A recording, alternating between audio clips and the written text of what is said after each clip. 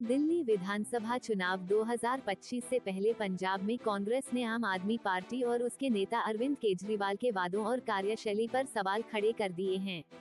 इस घटना से राजनीतिक माहौल गर्म हो गया है और यह स्थिति अरविंद केजरीवाल और उनकी पार्टी के लिए मुश्किलें खड़ी कर सकती है। कांग्रेस ने केजरीवाल के झूठे वादों का पर्दाफाश करते हुए ये दिखाने का प्रयास किया है कि उनके चुनावी दावे वास्तविकता से परे हैं।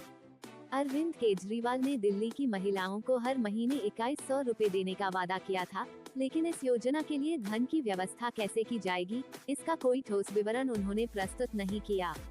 ये सवाल अब उनके राजनीतिक विरोधियों के लिए एक बड़ा हथियार बन गया है। कांग्रेस ने विशेष रूप से इस मुद्दे को उठाते हुए कहा कि आम आदमी पार्टी केवल वादों की राजनीति करती है और अपने वादों को पूरा करने की क्षमता या योजना उनके पास नहीं होती। कांग्रेस के नेता अमरिंदर सिंह ने इस विषय पर आम आदमी पार्टी को घेरते हुए कहा कि जनता को भ्रमित करने की यह रणनीति अब विफल होगी। इस पूरे मामले ने इंडिया गठबंधन के भीतर भी एक प्रकार की असहजता पैदा कर दी है। इंडिया गठबंधन, जिसमें कांग्रेस और आम आदमी पार्टी दोनों शामिल हैं, का उद्देश्य था कि भाजपा के खिलाफ एकजुट होकर चुनाव लड़ा जाए। हालांकि इस तरह के विवाद गठबंधन की मजबूती पर सवाल खड़े करते हैं। अमरिंदर सिंह ने सीधे तौर पर आम आदमी पार्टी पर हमला करते हुए ये संकेत दिया कि कांग्रेस को गठबंधन के भीतर अपनी स्थिति को और स्पष्ट करना चाहिए। अरविंद केजरीवाल की राजनीति अक्सर मुफ्त सेवाओं और योजनाओं के वादों पर आधारित रही है। हालांकि दिल्ली में उनकी सरकार ने कई लोकप्रिय योजनाएं लागू की हैं, लेकिन उनकी आलोचना भी कम नहीं हुई है।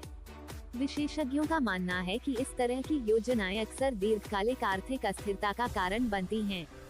महिलाओं को मासिक सहायता देने के वादे ने कई लोगों का ध्यान खींचा, लेकिन जब इस योजना की वास्तविकता पर चर्चा हुई तो ये स्पष्ट हुआ कि इसके लिए आवश्यक धन जुटाने की कोई ठोस योजना नहीं है।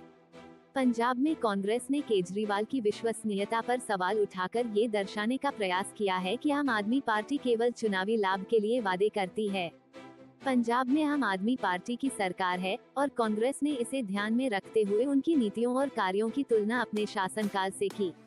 अमरिंदर सिंह ने कहा कि पंजाब में आम आदमी पार्टी ने जनता को वह सब कुछ देने का वादा किया था जो संभव नहीं था, और अब दिल्ली में भी यही रणनीति अपनाई जा रही है। इस विवाद का असर आम आदमी पार्टी की राजनीतिक छवि पर पड़ना तय है।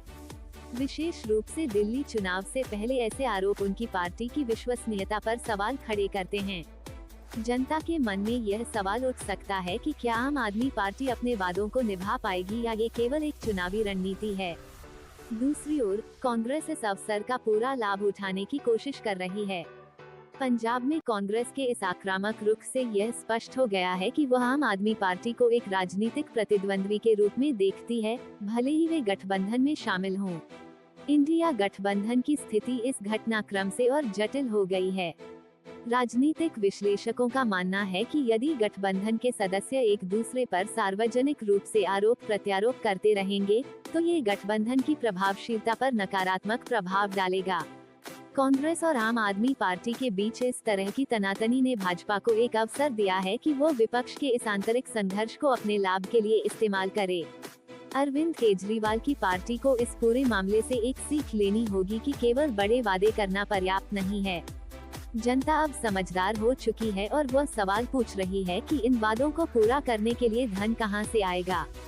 कांग्रेस द्वारा उठाए गए इन सवालों का जवाब देना आम आदमी पार्टी के लिए अनिवार्य होगा, अन्यथा यह विवाद उनके लिए राजनीतिक नुकसान का कारण बन सकता है। अंततः यह विवाद केवल दिल्ली तक सीमित नहीं रहेगा। पंजाब में कांग्रेस का ये कदम अन्य राज्यों में भी आम आदमी पार्टी की स्थिति को कमजोर कर सकता है। राजनीति में वादों और उनकी विश्वसनीयता का महत्व हमेशा से रहा है और इस बार कांग्रेस ने इसे अपना हथियार बना लिया है।